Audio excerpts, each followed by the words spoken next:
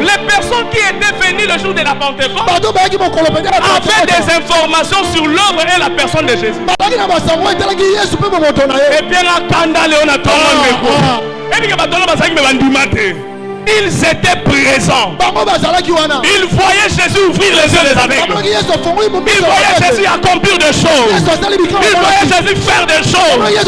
Mais une chose est vraie. Les guerres résistaient. Et après que les disciples montent et qu'ils descendent, les témoignages des disciples contenaient l'équipement de Dieu. C'est pour cela que je suis venu dire à quelqu'un: ne cherche pas à gagner les âmes sans vivre l'atmosphère de la chambre haute. Parce que c'est l'atmosphère de la chambre haute qui touche les cœurs des âmes avant que tu parles de Jésus. Imaginez-vous un peu. Ce que Pierre disait, c'était la rediffusion de ce qu'ils ont vécu.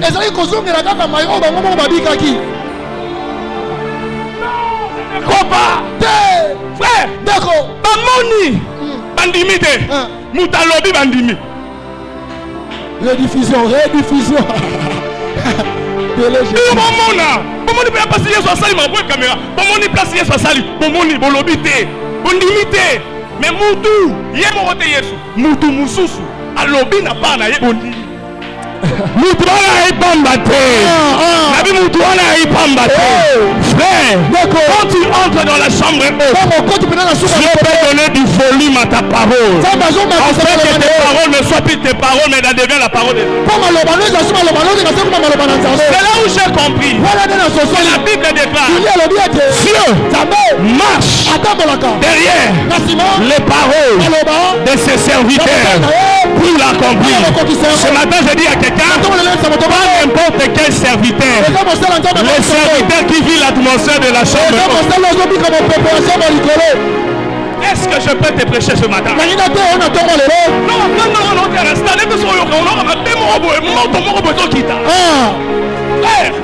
je vais te dire une chose. Le témoignage de l'œuvre de la personne de Jésus n'est pas un discours persuasif de la sagesse humaine, mais c'est une démonstration d'esprit et de puissance. Quand je te dis Jésus t'aime, Jésus t'aime, Jésus t'aime, au-dedans de toi tu entends des paroles. Une simple parole qui peut devenir des paroles en toi parce que je vis dans l'atmosphère.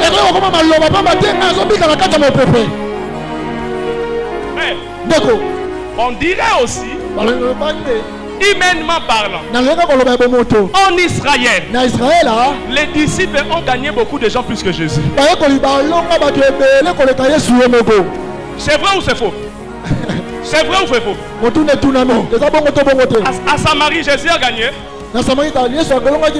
Elle est passée par la femme samaritaine pour gagner peu de gens. Qui a fait le grand travail à Samarie?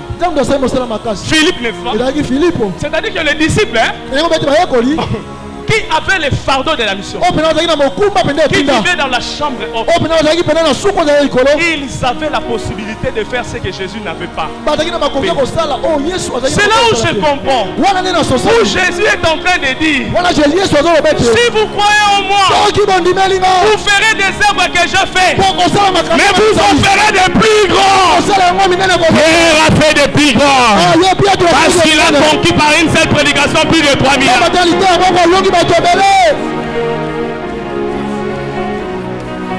L'accomplissement de la parole. Une autre chose, la Bible, je suis en train de...